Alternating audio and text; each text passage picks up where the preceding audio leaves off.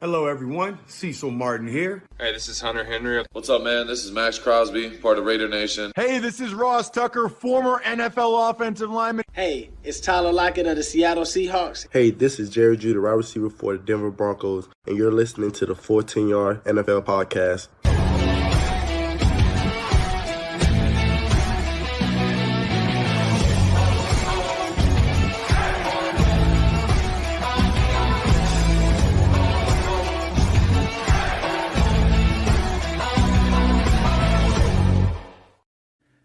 Hello and welcome to the Full 10 Yards NFL podcast. I am your host Sam Moores and this is our Week 6 recap.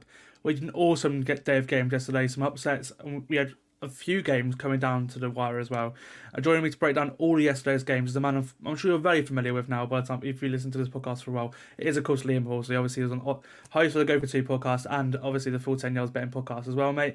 How are you doing today, Liam? It's been a long weekend with London games and everything as well, but how are you? How are you doing, firstly, and secondly, I mean, what a week of football we had. Yeah, I know. Yeah, I'm doing all right. Had a couple of winners on the betting pod, which is good. Very close to doing Giants plus 14.5. Bottled it last minute. I'm very annoyed that I didn't do that because that would have been a real nice week for me, getting 3 out of 5. But yeah, crazy weekend. NFC kind of all over the place now, which we'll talk about, which is pretty fun. And then, yeah, some AFC teams that maybe underwhelmed a little bit starting to come into form as well. So I think we all thought AFC would be stronger before the year, and then after 4 or 5 weeks, everyone was like, "Oh, is the NFC better?" And I think now maybe we're seeing that it's swinging back the other way. So yeah, it's probably the craziest week I'd say out of the weeks we've had so far. But yeah, I look forward to talking about it. Yeah, for sure. And there's only one place to start there, and that, of course, is London, where the Ravens dominated the Titans, but struggled to find the end zone with 6 Justin Tucker field goals, winning them the first ever London game, the Ravens' first ever London game win. This is a one-score game, but it really numerically shouldn't have been. The Ravens were by far the better team in this one from start to finish, especially in the first half. The Ravens had a ton of the football, but the Titans' defense limited them to 3 field goals, all 3 of them being red zone stops as well. The Titans' defense made this one interesting. I thought they played quite well, but man, does their offense stink. It could yesterday be the last we see of Ryan Tannehill. He went in, especially in the Titans jersey. He limped off in the second half yesterday with an ankle injury. It's just like, they've been looking to move on, for a while now. Maybe now is the time, bye week coming up and everything. And just what first of all, Liam, what are your thoughts yesterday? And secondly, what takeaways for both teams, especially the Titans. Yeah, fun game. 2 teams that hate each other. I thought it'd be a bit more needed actually in the game than there was, but 2 teams that don't like each other. I think you could have guessed, anyone who's ever watched these 2 teams play each other, that even if one team played really well, at some point in the 3rd or 4th quarter, it's going to be a close game, just because these 2 teams play close games. The Ravens have dominated most of their games this year and struggled to put teams away, and then the Titans' defense seems to find ways just to stick in games, which they did yesterday. So yeah, main takeaways. I don't know. I wouldn't, if I'm the Titans, I wouldn't necessarily drop Tannehill. Obviously, if he's injured, and you're going to have to go somewhere else. That's just life. But if he can play, I'd either play him or trade him. I'd definitely be phoning the Falcons to see, do you want to just do like a late pick for Tannehill, get your guy back with Arthur Smith? But yeah, they're in a precarious position now with their records not very good. The defense is still great. DeAndre Hopkins probably looks better than a lot of people thought he would as well. He does not look like people said he was going to be washed, but he's still getting like nearly 100 yards every game that he starts and finishes. But yeah, the issue is the QB. The issue is the offensive line, which we all kind of knew. So yeah, if I'm them, I either stick with Tannehill and just try and sneak a 7 seed, because that's Vrabel's way, just to win games, or I just get to the point now where I try and trade him. I don't think there's any point just putting him on the bench. I think you may as well just trade him at this point with how much you're paying him. And from the Ravens' perspective, yeah, weird. They need to kind of learn how to close games out a little bit better. Lamar Jackson played well again, then had some drops, had a terrible pick. The team's a little bit all over the place, but they're still winning games. And I think with the Bengals looking a bit better, which we'll talk about later, it's quite an important win for them. So they really need to win this game, and they got it done. I was hoping the London crowd would see a Lamar TD, a running TD, but unfortunately we didn't get it. But yeah, it was a fun game and a good way to wrap up the 3 London series. Yeah, we came close to it a couple of times. There was one where at the end of the 3rd, getting into the 4th, they switched and it was right in front of me, and I was like, okay, hang on, this would be cool to see Lamar, rushing touchdown. He got stopped. So yeah, that was a bit of a shame. But yeah, I think with the Ravens, they had, like you said, they had to win this week after last week. You know, the way they lost against Pittsburgh last week was just ridiculous. So they had to win this week again. You know, retaining the AFC North lead now, with obviously the Steelers being on a bye. It's just with the Ravens, I hope they can. They're healthy now, although they did lose Marcus Williams again to an injury, which is a shame. He's a big part of that defense. He's got a hamstring injury, but they've just I just with the Ravens, I every game I come away thinking I want more because the way obviously they dominate the clock, they run the ball pretty well. They ran the ball pretty well yesterday, especially in the first half as well, and then. I'm so underwhelmed by their own product, especially in the red zone, as we saw yesterday too. Is that is that a Lamar thing? Is that just I think the offense is way better than it was last year, but for me, I'm still left wanting more because the defense has been playing quite well. And then there's also the Cole Hamilton hit yesterday. He was ejected for that big hit on Chris Moore that looked like a very bad concussion. And then Derrick Henry went for the 15-yard touchdown the next play and sort of made it a game, a one-score game. But what do you feel like? What are your takeaways from the offense? 6 games in, and do you any big similarities or differences from last year?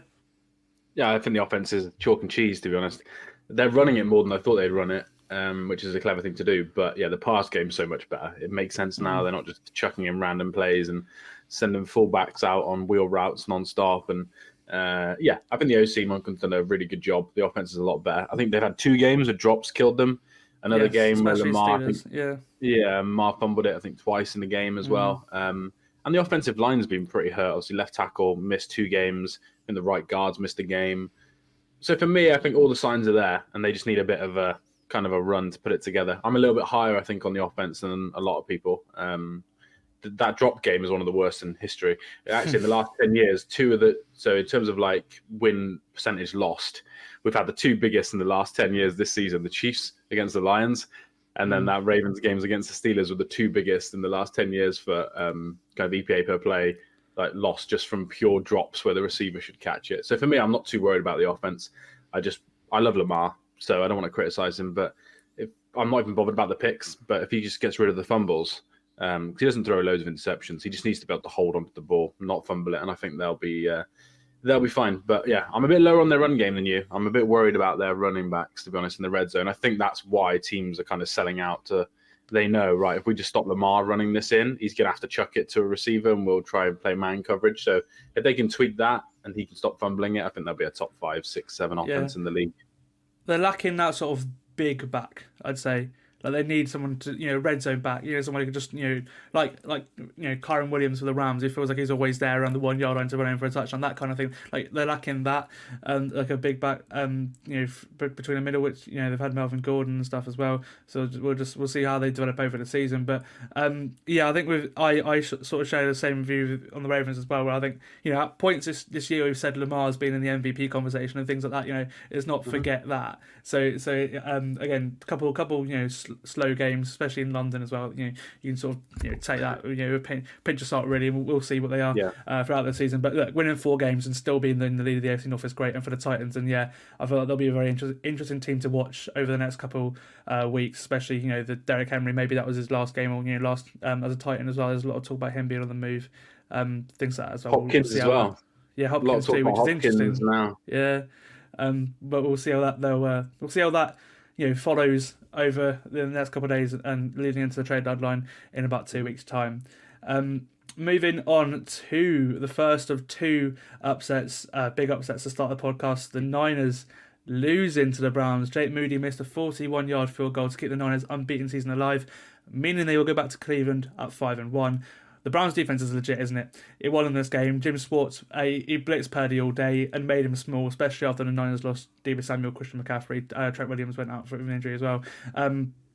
With Tim on Friday, we said that it has statistically been one of the best defenses by far this season, but they've not faced good opposition. They've faced quite bad offenses.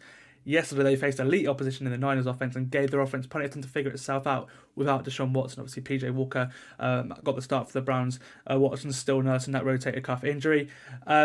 He wasn't great yesterday, but they did do enough to score 19 points, especially on the kickers. A lot of it was on the kicker. But it was a big win for Kevin O'Connell yesterday. Talks to him being firmly on the hot seat this season. Now that win's a sort of statement win. And what are your general takeaways from this one, Liam? Especially with the Browns winning that game, because it's very difficult to beat the Niners. They said it'd take a complete performance to beat the Niners this year, and that's happened somehow. Yeah, to an extent, it is quite rare to beat the Niners when you don't score many points. Though. I know, that's weird, but I guess the injuries helped as well. Yeah, they did. Yeah, look, I am firmly on the camp, and I'll say it all year, how many times on the pod, that Purdy is fine, but he is not good. He's not great, or whatever you want to say. He's not top 10. No, there's nowhere near. He's probably not even top 15, but he's definitely not top 10. And I've always kind of been in the camp that when we get to playoff time, depending on who they get in the NFC, it's going to be hard to get to the Super Bowl with a quarterback that's not in the top 15. Yes, they've done it once before with Jimmy G. And arguably, I think Purdy's skill sets probably suit better. He's much better at throwing the ball down the field. Jimmy G was probably better at checking down and a bit more accurate in the short game. But I think Purdy's pretty good deep down the field. Whereas I think you saw yesterday, take a couple of the weapons away, and it's an historically good defense. Not just good for this season, it's good all time at the moment. That's how great this defense is. If you give him a bit of trouble and he doesn't have every weapon available, I think you can beat the 49ers, and I think they did that perfectly. But my main takeaway is just how good the defense is for the Browns. I was one that was a bit skeptical, to be honest, preseason about Jim Schwartz. I thought the actual roster looked great, but he is very boom or bust. But he is literally the greatest DC to ever play Kyle Shanahan. Kyle Shanahan's only scored above 20 points once in his career against Jim Schwartz in 9 games. He's actually only beaten Jim Schwartz once out of 9 games now. And I just thought the game plan was perfect yesterday. How much they blitzed, like you said, was perfect, especially on first and second down. Third down, they played man coverage nearly all the time. They just said, right, you haven't got Debo, you haven't got CMC. Can Ayuk and Kittle beat double coverage all the time? And they couldn't. My main takeaway was just, it's an historic defense. And it was quite nice to actually enjoy a Browns game as someone who hates Deshaun Watson. The fact he didn't play, I was kind of like, right, I can actually enjoy this game and just want them to win. Because I didn't want any team to be have less losses than the Chiefs. That's quite nice to not have any teams with 0 in their record. So my main takeaway, Browns defense looks great. 49ers defense still looks very, very good. And I think that was just one of those games where Purdy looked how good he is. Just wasn't elevated by the surrounding cast. It'll be interesting to see what the offense looks like now for the Browns when Watson does come back, because that's been very strange, isn't it? That injury situation. He was due to play 2 weeks ago, had the bye week, still not back. Now there's talk he might be back next weekend. But I'm not quite sure what's happened there. It seems a bit secretive off the field, doesn't it? Yeah, it is a weird one. Even with who would start a QB, it wasn't firmly PJ Walker until Saturday. It's not that in itself is quite interesting. I think with the Browns, obviously they've been super banged up themselves. It's not take away the fact they're missing Deshaun Watson, missing Nick Chubb, missing guards, and on the offensive line too. They're missing quite a bit. I think Jerome Ford's actually stepped into that role quite well. I think I quite like him as a running back. And then as you mentioned, the Niners defense, that they got all pro players on every level, that defense, which just shows how good of a defense that is. I think we'll talk about the injuries a bit. Obviously, you can't talk about the Niners without the injuries. Debo Samuel went out with a shoulder injury, and McCaffrey did leave this game with an oblique injury. Samuel's X-rays on his shoulder were negative, so that he's got an MRI coming up. And then Trent Williams was seen after the game walking with a boot on his right foot, so we'll see how that looks today, tomorrow as well. We'll update you on Thursday Thursday for the podcast with that one. Hopefully McCaffrey is more of a precaution, because he did come back into the game, played a snap and then went out again. So, what obviously if they lose any of those players, they are 3 very key players, probably your 3 most important players on offense in Samuel, McCaffrey and Trent Williams. Obviously that'd be all of them would be huge misses, wouldn't they? Yeah, definitely. Yeah, I think Debo is probably the smallest miss. The offensive line's not great, to be honest. But when your left tackle is the best left tackle in football, you can kind of scheme around him so much. Trent Williams is probably the most important, to be honest. And then, closely followed by CMC, because the run game just doesn't look the same without him. And obviously the whole idea of you can put 4 guys out there and you don't know what position they're going to line up in, that kind of goes a little bit if you've got Elijah Mitchell lining up or Mason in the backfield. So, for me, Debo's probably the least, just because I do think Brandon Ayuk is clearly their wide receiver 1 now. Yes. The other 2, you'd struggle. And I think I was listening to a pod last week that was talking about you just don't want two of them down. Whatever two combination you want of like Debo, CMC, Trent, and Kittle, you just don't want two of them out. So whichever two you can kind of keep around is better. But for me, it's Trent and CMC. But like you said, I think CMC will be back next week. It's more Trent Williams and Debo that probably could miss a week or two. But it's good for them. None of them are serious injuries. And the 49ers do have a bad history of getting those long-term injuries. So at least they avoided that yesterday, which I think is a big thing for them. Bounce back to next week. Yeah, hopefully that is the case. Moving over to the other 5-0 NFC team going into this game, the Eagles. Late drama in New York as the Jets shocked the 5-0 Eagles into their first loss. The Jets did it again. The defense, especially, that defense has done so well against the best quarterbacks in the league this year. Patrick Mahomes, Josh Allen, and now Jalen Hurts as well. Without Sauce Gardner, without DJ Reed, their two best corners as well. They frustrated Hurts and Eagles offense, ensuring that the 72 Dolphins remain the only undefeated team in NFL history throughout the season and the playoffs. The Jets now are 3-3 going into their bye week, which is very good for them. And this game came alive in the fourth quarter, didn't it? At this point, I'm asleep. I went to bed at this point. The Eagles were 14-12 up midway through the fourth quarter. And then rewatching this morning, I was shocked to see Jake Elliott missed a 37-yard field goal. And then I was even more shocked to see the first play after the 2-minute warning in the fourth quarter. The Eagles were, firmly in front. They weren't up by 2 points, but they were, in control of this game at this point. 3rd and 9. Jalen Hurts is intercepted. He's looking for Dallas Goedert. I don't know what he's doing there. Goddard was nowhere near open. And then, there was another Jets defender in front of Goddard, in Tony Adams, great name for a defender as well, right in front of Goddard to intercept the pass. It was his 45-yard interception return set up the Jets with 1st and goal at the 8, and Breece Hall took it in for a TD right away to give the Jets a 20-14 win after a successful 2-point attempt. This game was just mental. Was it a late surprise? There's a clip of Rich Eisen doing rounds now of him just being totally shocked by what the what the Jets did last night.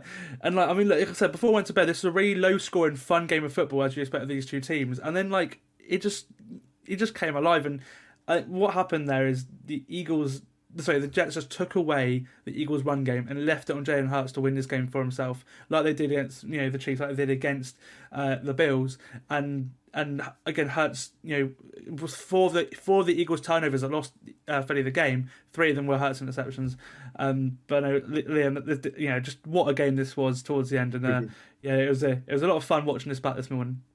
Yeah, and speaking of injuries in the last game, obviously Lane Johnson got hurt in this one. Yes. Probably the best right tackle. We spoke about the best left tackle in football. Lane Johnson's probably the best right tackle. And you can see they struggled to run the ball on the right hand side of the line after that. And I think it just kind of closed things off a little. And the Jets were just like, right, we'll just stop the run behind Dickerson and Kelsey in the middle. Stop Hurts rushing for first downs and see if we can make them kind of throw the ball to beat us. And it was a clever strategy. They managed to get people blitzing all over the place. They weren't technically blitzing because they were still rushing 4, but they were rushing a different 4 each time. They weren't keeping the 4 the same. They were just trying to muddy the picture and make Hurts struggle.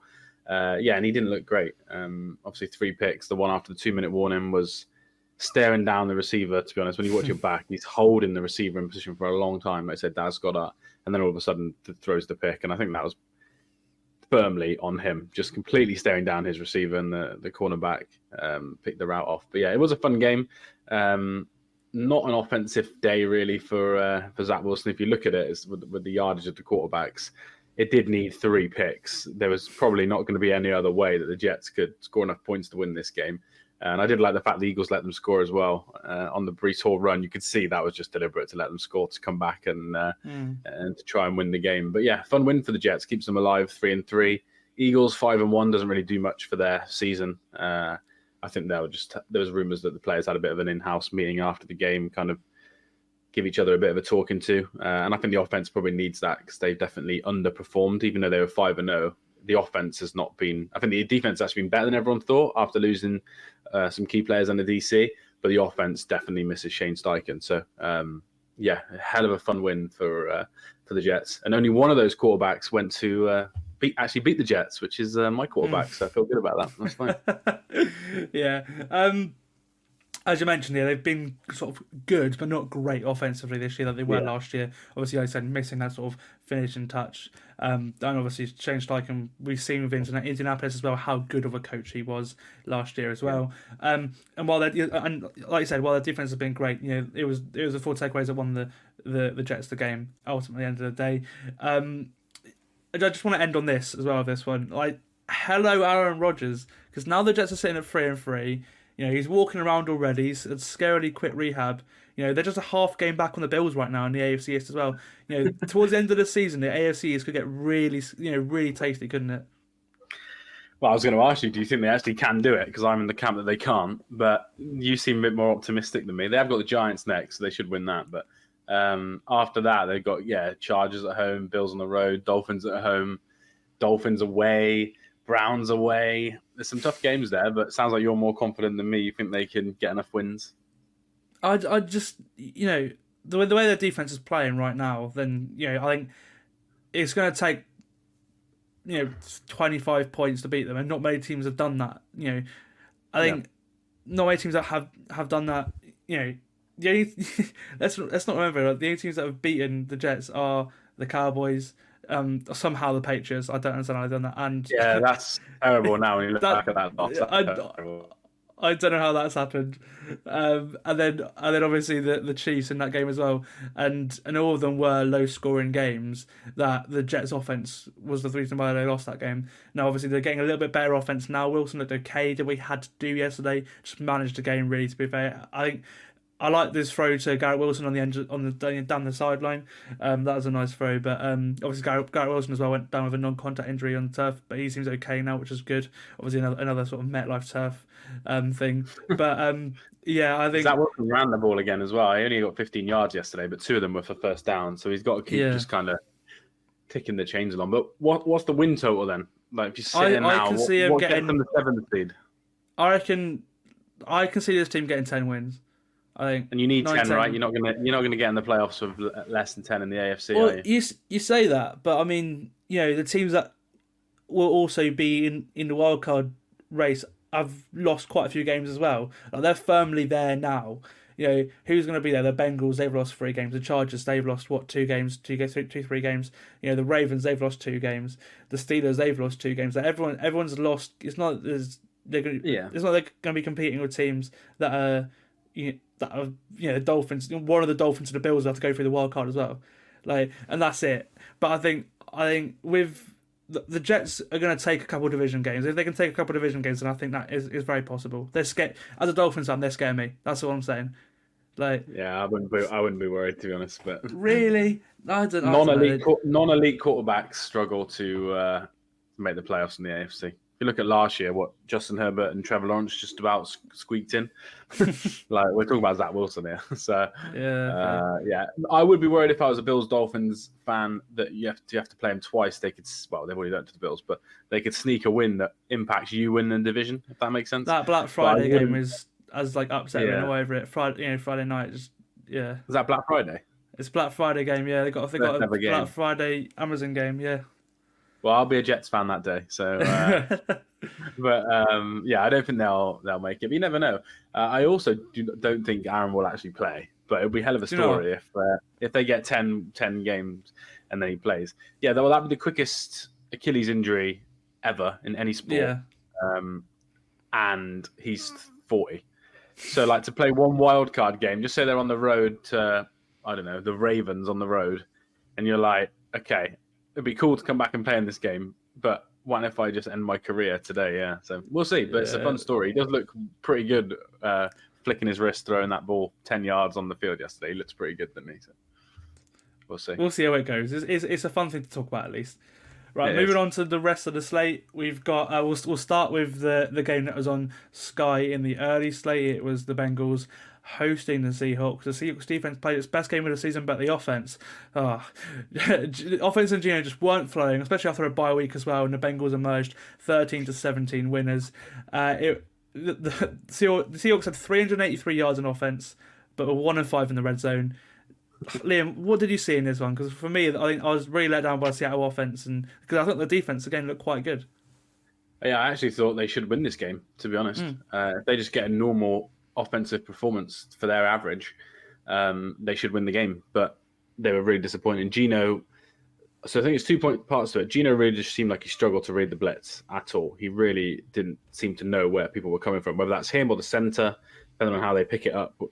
They'll never say who picks it up. They'll just keep that in-house. But whichever one of them it is that does that was really, really poor yesterday because blitz come from everywhere. But I think it's 2 weeks in a row now where it does show that vaunted Bengals defense that plays so well against elite quarterbacks. Obviously, Lou Anarumo is basically the best DC against elite quarterbacks in his time in the league.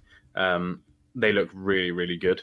So I don't want to take away from the Seahawks. I think they should have won and they kind of cost themselves the game. But when I watched it back today, I was just kind of shocked by how good the Bengals defense was. And I just think their defensive line is probably one of the most underrated units in the NFL. And they were just getting pressure all day. And I know there's some injuries, aren't there, on the offensive line for the Seahawks. But yes. Overall for me, to get that level of pressure that they did yesterday was impressive. The offense looked better, especially in the first half. But then typical kind of Zach Taylor offense, second half really just kind of stagnates. He's the opposite to Lou in terms of adjustments. Lou Anarumo is very good at adjusting. Zach Taylor does struggle with that. If I'm a Seahawks fan, I'm kicking myself that we didn't manage to win that game, especially after the 49ers go and lose one. You start to think, can we win the division? I know most of us who aren't a Seattle fan will say, no, they can't anyway. But if you're a Seahawks fan, you're like, well, this is our chance to get a game back. So, Gino and the offensive line, not great. But Bengals defense, I thought looked really, really good. Yeah, when I came back off the London game, I looked at Owen and he said I spoke to him as well. He said he wasn't surprised that they lost that game just because as soon as Gino had that sort of drive to win the game at the end, a long drive, they got to the 7. Gino took a huge sack, and then he turned the ball over they would turn the ball over on 4th and goal. They had another chance. Defense got a stop, and it ended with Gino throwing out of a sack on 4th and 8. Near in the red zone. It came unstuck again. They were in the red zone twice in the last 2 minutes of the game to go and get they could have got 2 field goals to win that game. They couldn't score either time again. Bengals defense was great in the red zone yesterday. As I said, 4 or 5 stops in the red zone is mega. But that's when those fourth quarter drives are when like good great quarterbacks lead their team 2 touchdowns, and obviously he didn't. He wasn't really encouraged by what he saw from Gino yesterday at all. I missed what you were talking about. I was just saying Owen wasn't really encouraged by that sort of that fourth quarter from Gino. Yeah, and it's weird as well because the offense has been really, really good all season, and he's been quite fun to watch, just slinging the ball around. I thought his pass, and if you remember this pass, but Tyler Lockett as well in the red zone in the first half in the corner was just a throw that he normally makes. So, I wasn't encouraged either. It was a little bit similar towards the end of last season, in the last 5 games. Yeah, after the Munich game. Yeah, he kind of reverted back to type a little bit. And, that is the worry. Aminia Kimes is a big Seahawks fan. She always says that when the offensive line struggles on the interior, he's just a bit of a disaster, but they're pretty good at kind of keeping it safe for him. But yesterday, most of the pressure, if you look, was just coming up the interior. And, he really, really struggled. So, for me, if I'm a Seahawks fan, I just don't want to be playing teams with good defensive tackles. You just need to kind of play well against those sort of teams. But he did look bad yesterday. But hopefully it's just a one-off because he still started the season pretty well. Top kind of 15, 16 QB in the league this year. So we'll see. Yeah, we'll see. I think just looking at his PFF numbers the other day, his big time throws are down, but other than that, it's still sort of across the board pretty similar to what it was last year at some point. So we'll just see how it goes throughout the season. And again, the Bengals offense look good first half. I think they're looking miles better than they did a couple of weeks ago still. But you'll see. You got your win now. You're only half a game back on the Ravens, or maybe a game back on the Ravens now in the AFC North. But it's still very much up for grabs, even the division. Your season is right now. It's starting to really look like you could still win the division right now, which is awesome. Okay, well, we'll go to the late game that Sky covered, the Lions going into Tampa. Obviously, it was a creamsicle game for Tampa. They look great. Some of the best uniforms in the league. The fact they've not been in them for 11 years is just mental. But it was the Lions that moved to 5-1, winning 20-6. But they faced their toughest test on defense in doing that. Again, the Bucs defense was awesome again, but unfortunately their offense had the worst game of the year for them. I'm really liking this Lions secondary. They're playing really well at the moment. They pretty much shut down Mike Evans at points, especially every throw that you thought, okay, Baker will connect to Mike Evans. There's always some guy literally hanging on it off him. So that really impressed me. And yeah, the Bucs couldn't really push the ball down the field at all yesterday. Again, I said Baker probably had his worst game of the year, but it wasn't horrific. His pick wasn't his fault. It was a deflection. But what are your thoughts of? Obviously, I'll say this now as well. James Williams, he scored a TD yesterday too. Last time you were on, you mentioned that you'd like him to be traded for by the Chiefs. Not going to happen now. No, not going to happen now. But no, what were your takeaways in of this game? Yeah, so takeaway was it's a good uni, like you said, very good uniform, one of the best in the league. I think the Eagles Kelly Green ones might match it as a top edition. And then the main takeaway, I just think it's just a different class of team. Tampa have had a hell of a start to the season, better than I thought. Could still definitely win the division. Offense looks a lot better. Mike Evans and Godwin have played pretty well. But it's just, more about the Lions. Anyone who listens to this knows I'm a bit of a nerd when it comes to analytics, part of my job. And they are like the third best team in the NFL by all my EPA per play numbers. It basically goes 49ers, Chiefs, and then Lions. So it's crazy how good they've started. They are clearly a Super Bowl contender. The Lions being 5-1 is just mental. Just even saying that, it's like the Lions 5-1. Yeah. What's going on? Like, and their fans are in like dreamland, and they're different to some fan bases. They kind of stuck around their team. They don't leave and then come back when they're doing good. They were selling out those terrible Thanksgiving games year in, year out when they were losing every single year. And they're just a very good team. I think they are a Super Bowl contender. Jared Goff playing very, very well. The worry is that, isn't it? It's okay. If just say the playoffs go, they've got to play the Eagles or the Cowboys. They've got to play the 49ers. Then they've got to play the Bengals or Chiefs. It's very hard to beat. If just say it was the Eagles, you've got to beat Hurts, you've got to beat Shanahan, the 49ers, and you've got to beat Mahomes or Burrow. It's very hard to do that with a quarterback who's not an elite quarterback. But the rest of the team are playing so well, and he's playing so well in terms of not turning the ball over, that they're going to have a chance. And for me, they've almost guaranteed a division win now, and it's a hell of a season for them. Jameson looks really good. Sam Laporta injury didn't look as bad as what everyone thought. No, yeah, I think obviously there was talk about him not even playing, so the fact that he had that impact on a game with an injury is quite good. Yeah, it is. Yeah, and I agree with you. The secondary looks a lot better. I would love it if they traded for another player. They won't trade for Daniil Hunter because he's in division, but someone in that sort of level of a player that can just add another pass rusher, because I think they've got a good chance to get to the NFC title game if they do that. But yeah, it was a fun game, and for the Bucs, I wouldn't take too much from it. They can still win the division or finish as a 7-8 seed, but they just came up with probably the second or third best team in the NFC for me. Yeah, the Bucs still impressed me, especially on their defense as well. But yeah, the offense came up against quite a good Lions defense, which before the season we were looking, can that defense take the jump? They spent a lot of money on it. Well, this year so far they have taken that jump, especially the last couple of weeks as well.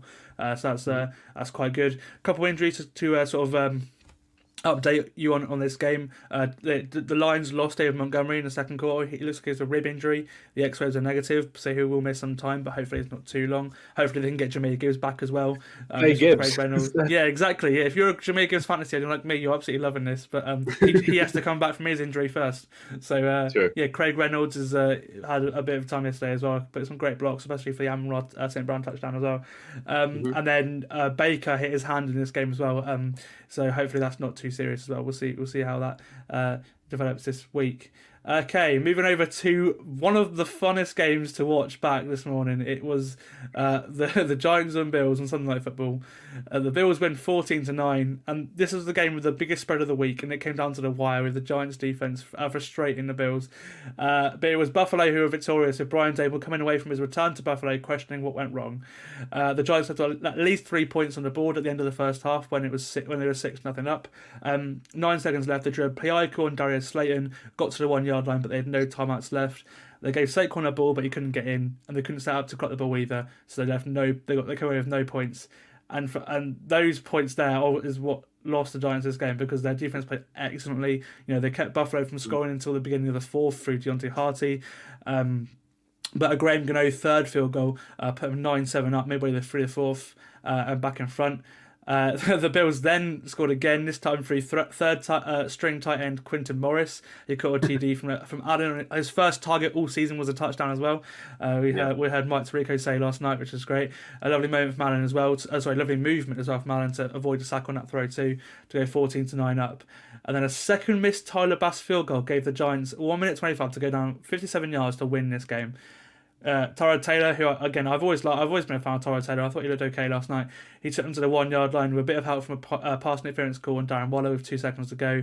Threw a jump ball to Darren Waller in the back of the end zone, but Teron Johnson had him covered to seal the game for Buffalo. It's a weird game, wasn't it? What are your thoughts on this one, Liam? Had him covered or had him wrapped up and didn't get flagged is different. I'm not sure. God, yeah, I don't know really what my thoughts are, to be honest, from this game. There's so many angles you could go with it. One of my thoughts is, God, Daniel Jones might just be terrible with how much better that at least sometimes Tyrod kind of got the offense moving. I liked he wasn't bad in Buffalo, and in Cleveland before Baker came in again, he wasn't he wasn't that bad either. I've always liked him. He's a solid quarterback.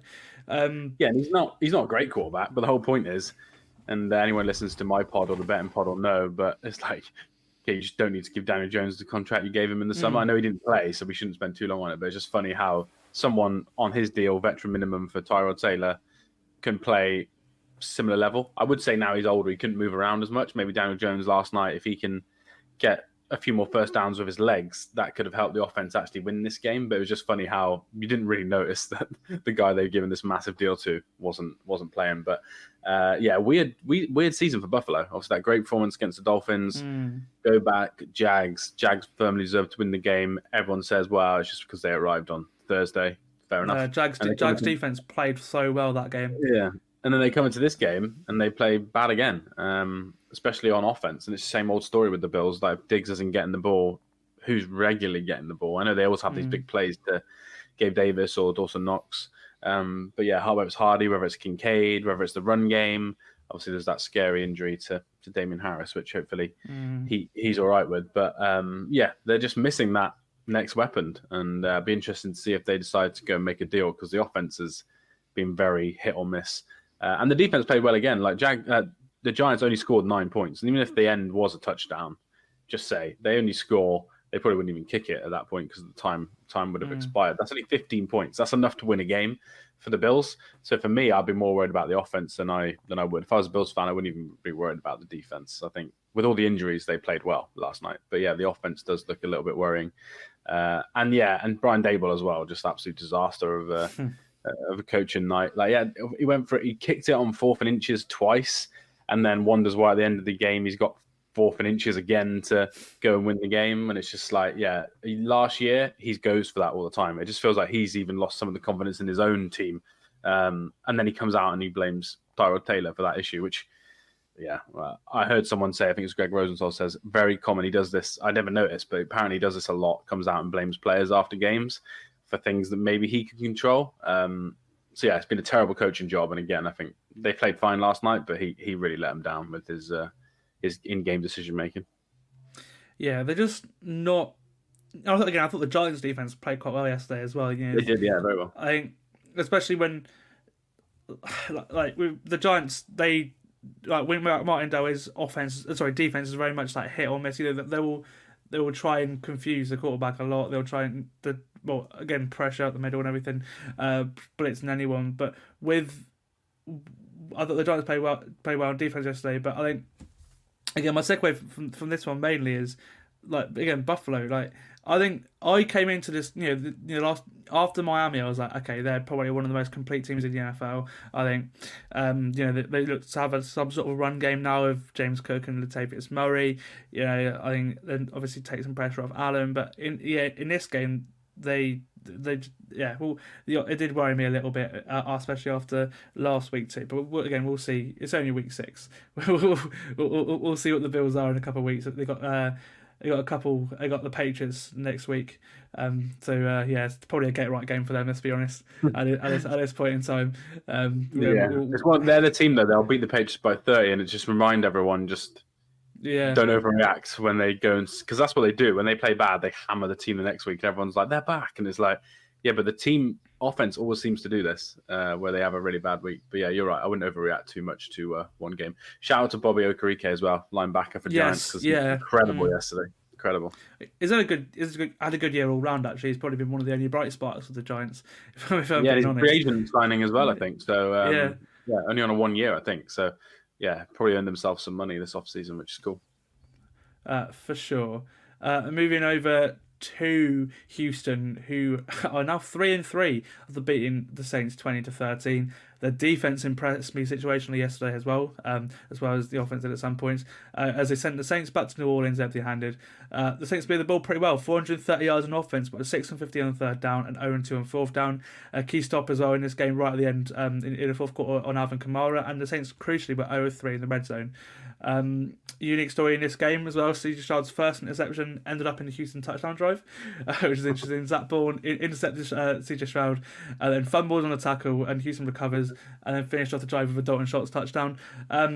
It wasn't the best game for Stroud, which I predicted against a top defense, but he did enough to win the game. He looked okay, he didn't look flustered either. And again, the Saints defense has been really good this year. They've been a top 10 defense this year.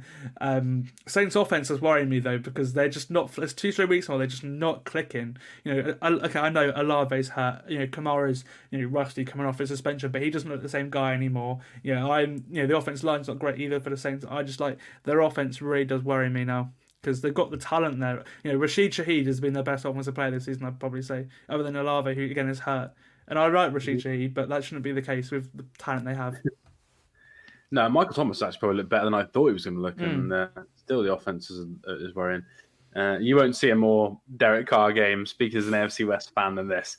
Look at the stats. Oh, wow, he had 353 yards, must have played well. And you're like, well, they scored 13 points. He barely did anything on third down. Every time someone touched him, he turtled and lost the ball or got sacked. So, I think they're the weird team. We spoke about on our pod, and then my co-host Patrick said they're the most boring team in the NFL to watch.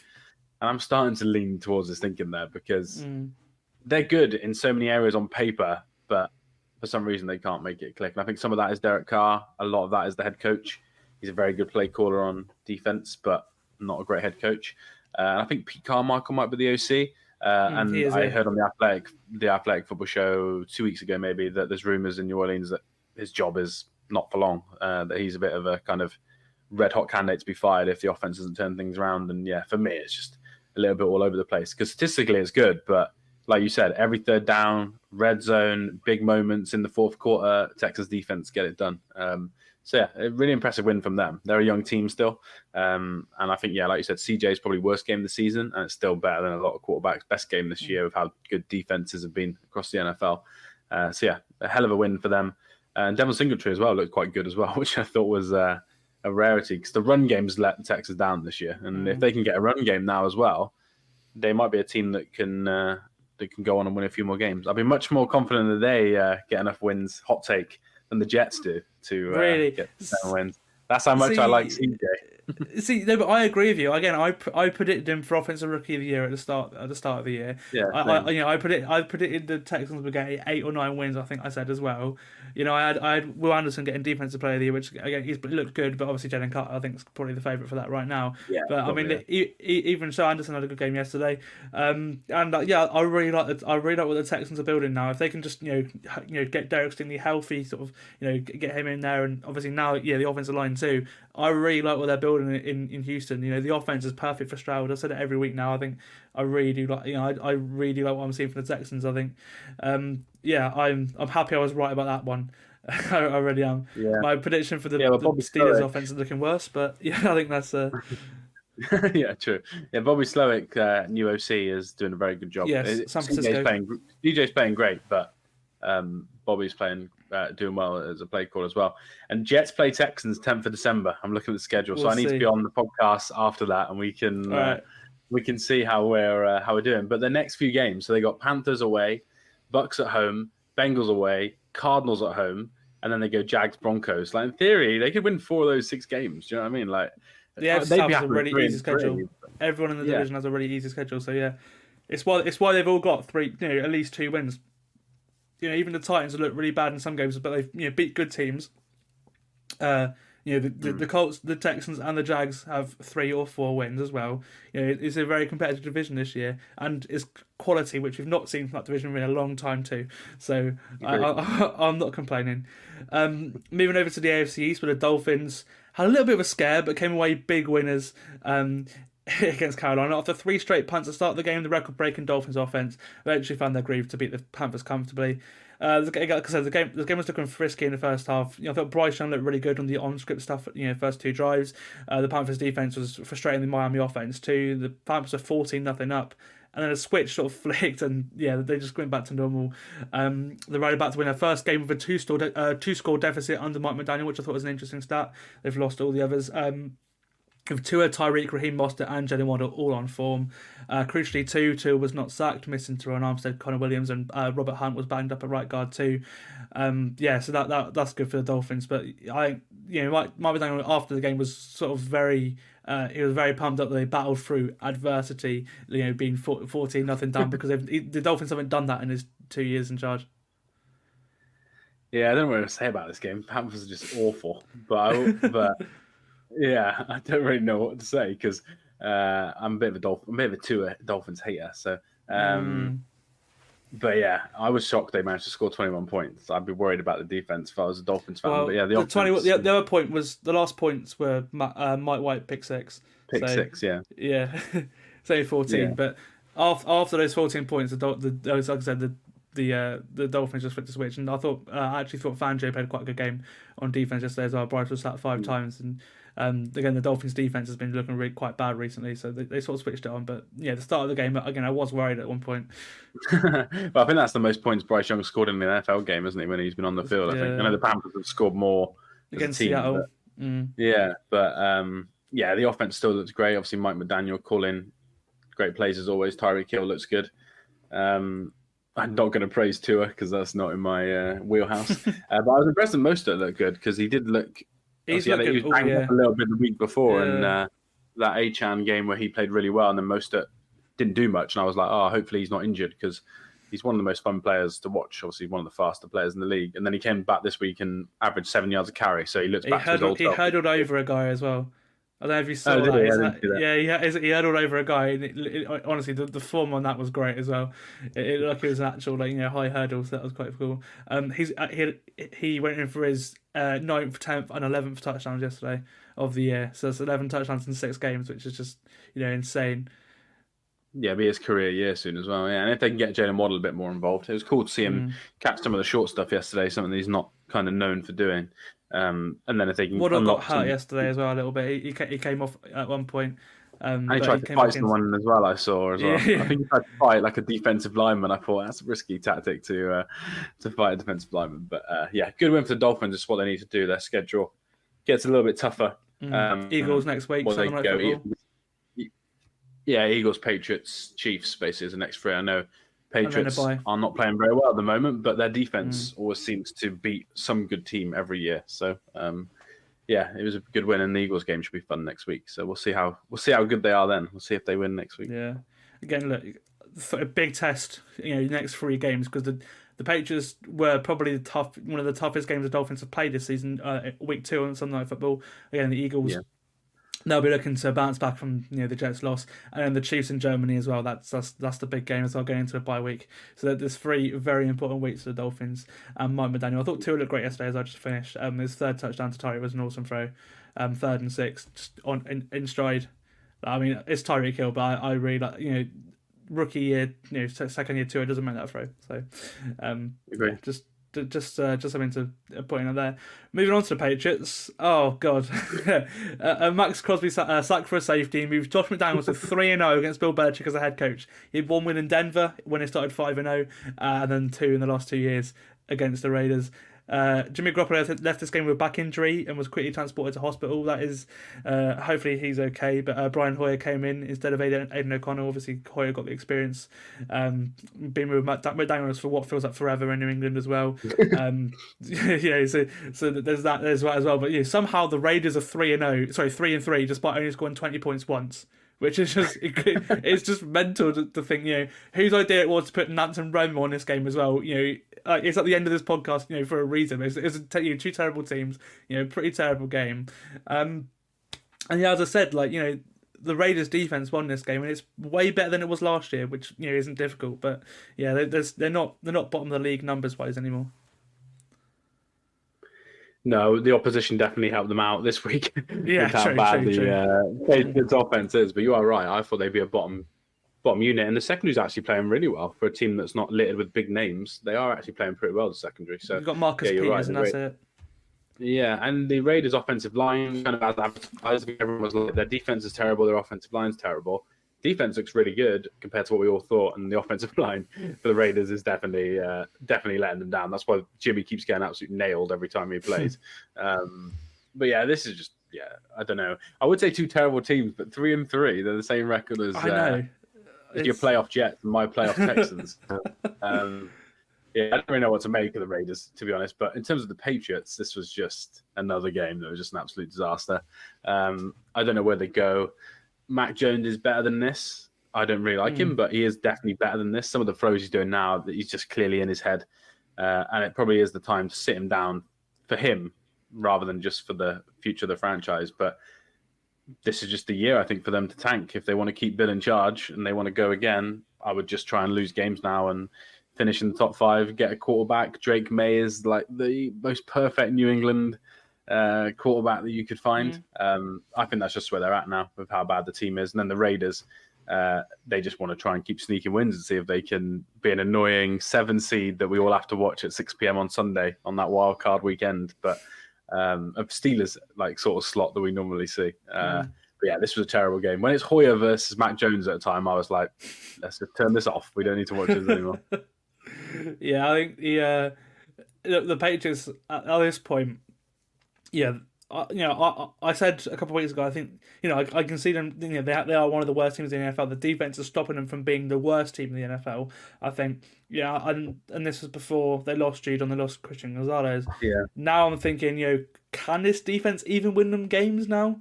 I'll be trading them, I would. I'll be trading players now. Sure. Honestly, I think can this defense win them games? No, probably not. They're that far. We'll say this. They could go and beat the Bills next week. We're saying this now, and they'll go do that. Like I said, at the start of the year, they played the Dolphins and the Eagles quite well. They're both 1-score games. They probably feel like upset. They probably didn't win those games because they. They were very, very close. Now we're saying, now they're losing to the Raiders and they're losing, the last couple of games now. You're just like, the Saints last week, that Cowboys game. You're like, okay, now, what is this team? But no, I can promise you, what is it, December 20th, something like that. Chiefs, Patriots. Chiefs will win on a bloody field goal, and I'll be peed off the whole game. That's exactly what's going to happen. Yeah, they've got the Jets right. They got the Jets right at the end of the year as well, and obviously Belichick always beats the Jets. So there's that too. I can see them getting a couple of wins, but 5, I'd say. I think 5 and 12 probably where I can see the Patriots ending up. But again, if they end up in the top 10, probably they've got loads of cap room. They've probably got the capital they can move up to go and get a QB. But not in Caleb Williams territory. I think they're not really that bad. But like you said, Drake May is certainly a possibility for the Patriots. Now I'd say 2 other teams who could be looking for quarterbacks in the draft are the Vikings and the Bears. The Vikings come away from this one 19-13 winners, and this just looked like a game between 2 1-4 football teams, didn't it? The Vikings came away with the winners, but weren't convincing. Obviously, the main storyline in this one is Justin Fields going out. He has a hand injury after a hit from Daniel Hunter. He doesn't sound good at the moment, but X-rays did confirm there's no break there, so that is at least good news. But I feel it sounds like he's going to miss a bit of time for the Bears for sure. Rookie Tyson Bagent came in and actually led the Bears for touchdown drive, but he was strip sacked by Josh Metellus and the ball was taken in for a touchdown by Jordan Hicks, and that's what won the Vikings this game. yeah, he underthrew a DJ Moore deep shot at the end of the game again, which gave the Vikings a ball back. Again, Flores. I think Flores called a good game here, especially against Fields at the start, because normally Flores struggles against running quarterbacks. Especially Belichick as well. But Flores did that a lot in Miami. They tried to run the ball at the start a lot with Fields, then stopped. But no, yeah, I think both these teams suck, especially about Jefferson for the Vikings. And yeah, I think they're both at this point probably going to tank. I don't know. Vikings should be good. They should should be great. Again, the Vikings could easily be 4-1 right now. Sort of 4-2 right now, I think. Genuinely, not the close games they've had. They're just 2-4 instead. Yeah, exactly. Yeah, but you're right. It wasn't a good game. This was actually one of their worst performances, and they won. Yeah, I know. Same with the Panthers win as well. Their 2 wins, they were rubbish, and their 4 losses, they were quite good. Yeah, first half they were especially terrible. And Daniil, we spoke about him earlier. Daniil Hunter, one name that keeps getting mentioned on the trade block. Maybe Osborne as well, the receiver, could be another one that they feel like they could get a little bit of value out. It just feels like with an analytical GM that they've got, that's in terms of Kwesi, he's going to want to make trades. I don't think they'll be able to trade Kirk Cousins, so I think they'll just trade around the edges. And like you said, they won't actively tank, but I think they'll just be not quite good enough to win some of these harder games for when Jefferson's out. And for the Bears, you don't want your quarterbacks to be injured, but for the tank job, it's probably a sneaky perfect situation for them to be in. I follow a guy who's an injury expert, and he said that thumb injury is really awkward because he's just going to struggle to grip the ball. So don't be surprised if they put him on IR for 4 weeks now, and they come back and they're like 1-9, or they've got a bye week 1-8, and they've got gonna have 2 top 5 picks probably in the draft, and then we'll see who Justin Fields gets traded to, because there's no way they're going to keep Justin Fields if they've got 2 top 5 picks, unfortunately for him. Yeah, well, I'd like to see Justin Fields in a new situation because again, I'm quite high on him. I want to see him in a new offense. I want to see him, behind an offensive line as well. If I'm being honest as well. But yeah, I feel like both Justin Fields and probably Caleb Williams as well at this point for the Bears can be successes in this league. I just want to see them both be a success. And yeah, I don't think I don't think the Cardinals are going to be down top 1-2 picks either. Now for the Texans got their pick as well. So it looks like you might get Caleb Williams and Marvin Harrison potentially. Yeah, if you're the Bears, then you're like, that is a dream. Moving on to Atlanta, they lost. Desmond Ridder's home hot streak was snapped, losing his first ever home game in college or the NFL, with fourth quarter mistakes costing the Falcons. The Falcons were down 24-16 with 5 minutes to go in the fourth. 3rd and goal at 7, and Ridder chucked the ball on about a foot in the end zone, and it was picked. The Falcons defense got a stop, but the offense turned the ball over on 4th down, got another stop, and got to midfield with a minute left, and the drive ended with a ball straight to John Wayne Davis, who covered the slant quite well. Yeah, Liam, what did you see in this one? I think Sam Howell was a better quarterback of the two, but again, both of these teams, in fact, they're 3-3. The defense has played pretty well for both of them, I think, but yeah, they don't excite me, if I'm being honest, right now. Well, statistically, it's similar to the Raiders game, where you look at the stats and you're like, okay, right, there's no way the Commanders won this game, but because they had so many short fields from those interceptions, they didn't need to chuck up a load of yardage. I don't really know what to think about these two teams. I picked the Falcons to win the division, but so they'd probably win it with 8 wins, which I still think's probably in play to an extent. Yeah. If I'm them, I am trading for a quarterback. I'm just going to do it now. Arthur Smith is not long for the job. He looked really annoyed at the end of the game yesterday after Ridder threw that interception. Like you could, his face wasn't. I think the win last week, against the Texans kind of saved him to an extent because he played so bad in London. Yeah, then 3 touchdowns, 300 yards, whatever. That was a best game, good performance. Yeah, and I felt like that was the one-off game, and maybe Arthur Smith was hoping that was the start to what he's going to look like. But yeah, 2 strange teams. The NFC is full of these kind of like 3-3 weird teams. What they're going to be like. I feel like I could pick the score for both these teams every week, and I'm going to get it wrong like every other week. It just feels like you don't know who's going to win. But both defenses played better than I thought. Sam Howell did play better, but not great. I would just say that the defense managed to win this game, and Jermaine Davis did get his first pick. But if you go back, anyone who hasn't watched the game, watch how bad that throw is. It almost looked like Ridder didn't know which color his team were playing, and he threw the slant to Jamin Davis instead of throwing it. Yeah, to, he didn't even made the break. He literally hadn't even made the break. Yeah, it's like Jamin Davis was running the route. The way that Ridder threw it, as you said. So yeah, I think with that one, that was a horrendous throw. But crazy, weird game. weird game. But it was nice to see F.A. Barter back on the field as well, coming back from IR this week. That was good. That was good to see. Moving over to an all AFC South tie. This one, the Jags came away 37-20 winners.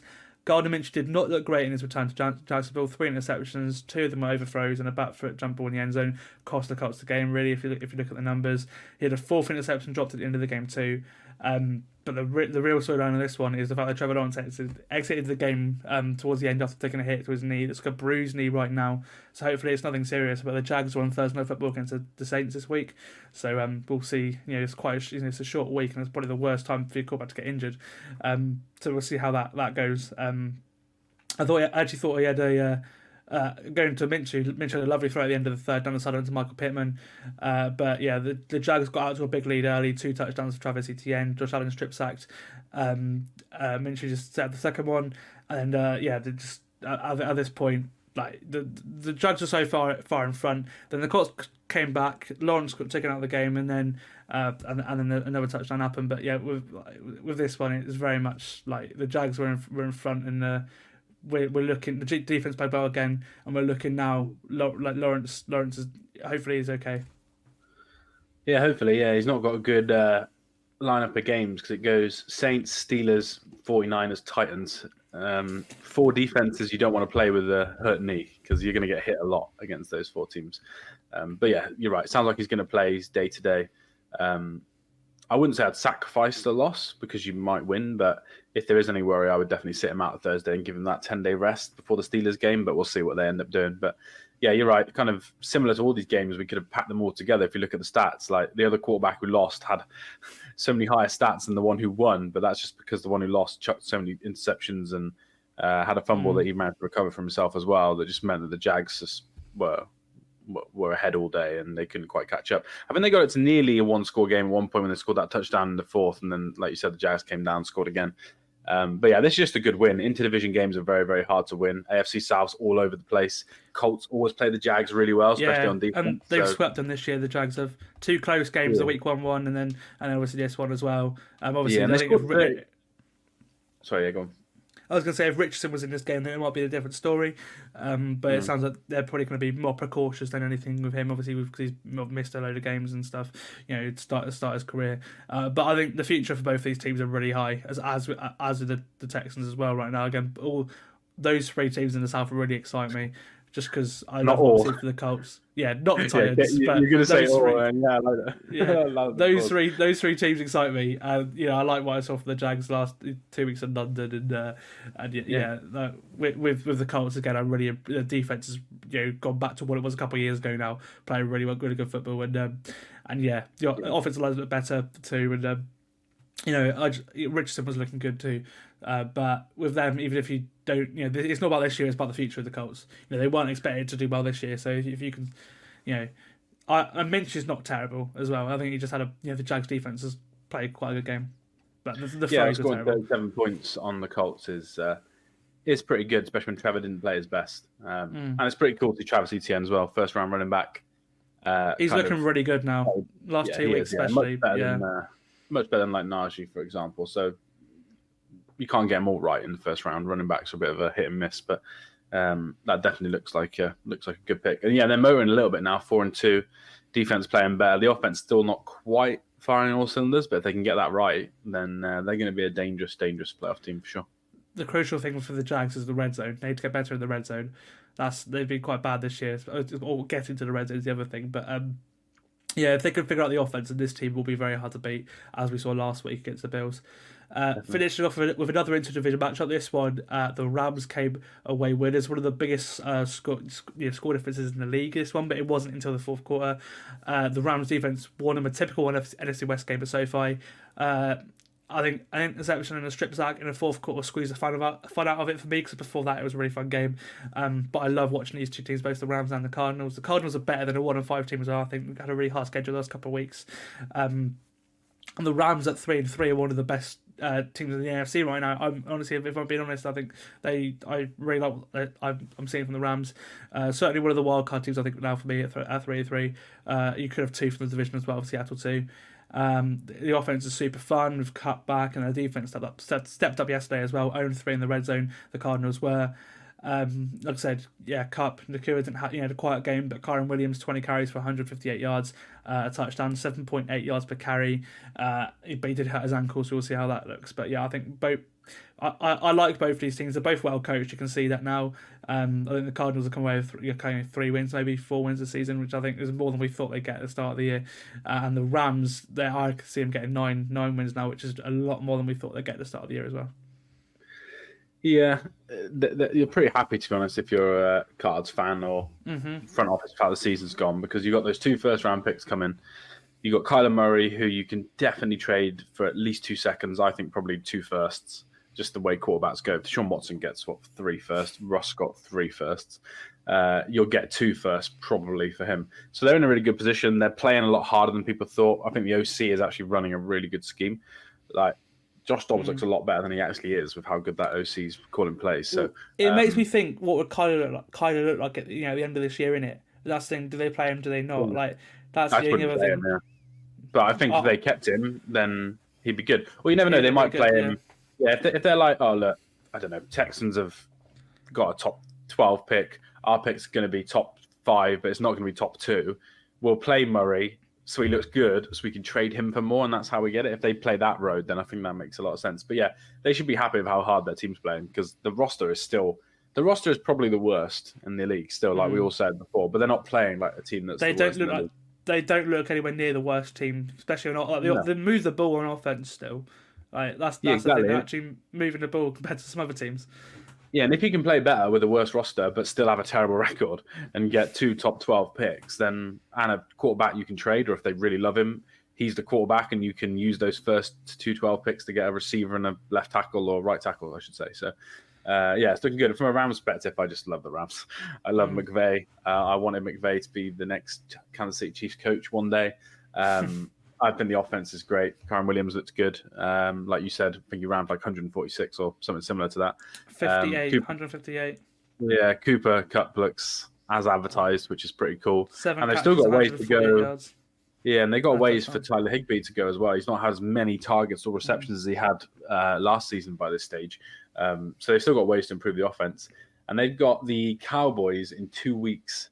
6 o'clock slate on a Sunday, and that's going to be the game for me where it's like, okay, how good are the Rams? Because I want them to get in the playoffs. I'm setting it up. I'll say it here because then if we can clip it in a few months, it's Lions-Rams wildcard game. McVay versus Goff is. Go on.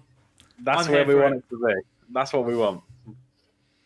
Yeah, and I think with the Rams, like you've sort of got your you've had your rebuild, your sort of keys to build around for the roster. Now you go into the off season, at the end of the year, offensive line, get a few pieces on defense, and then that's now you're sort of you're back. Hopefully, that's what you're hoping if you're the Rams fan. But I think this week was great. It was really fun talking about all these games with you, Liam. Again, thank you for coming on. That was one of the best mornings of football I've had, watching through all these games actually. So it was super fun to watch these, and we've got some great storylines in the league too. So it was nice to talk about them. And like you said, we've got a few social media clips as well, which is great.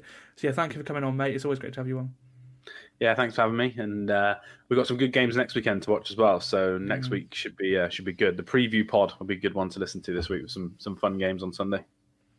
It will indeed, and also it's quite a small slate as well, so we can have more words on each game, which is nice. It's always nice when you have to rush through it, which is great. But like I said, thank you for coming on, mate, and thank you for listening to the Full 10 Yards NFL podcast. The London games are done now, but it was great, and you've got the Germany games coming up soon. Obviously, it's always nice to have these games in Europe, and it's been nice these last 3 weeks talking about the London games, especially as Brits doing that as well. So bring on next year's London games. Like I said, thank you to everyone coming on during that as well. Thank you for Ben Isaacs talking about the book as well. Like I said, great read if you want to go and read it. Like I said, it is a great read. But thank you to you NFL fans, thank you to you UK fans, and thank you for helping us do this podcast. Thank you to Tim for starting it. It was great to have him on Friday, on the podcast on Friday as well. And this is the reason why we do this is because of us UK fans. So, thank you for that. And we'll bring on the games next year. But for now, we'll see you on Friday for the Week 7 preview. Week 7, I know, man. It's just it's going so quickly. It really is. But it's football. We love football. And for now, we'll see you.